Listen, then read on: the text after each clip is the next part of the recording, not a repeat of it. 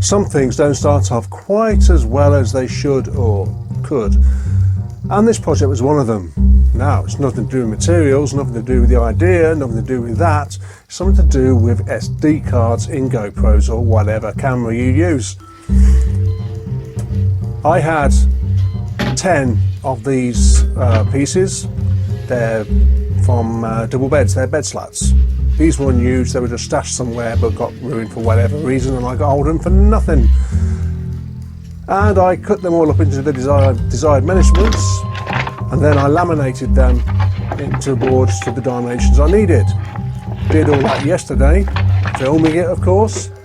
Nothing happened, it didn't work, nada, nix, nothing. So, bought myself a new SD card, and here we are with something else. This is where I stand now. They're all glued up, left over from yesterday. So let's pretend you saw that bit, and let's get on with this new section.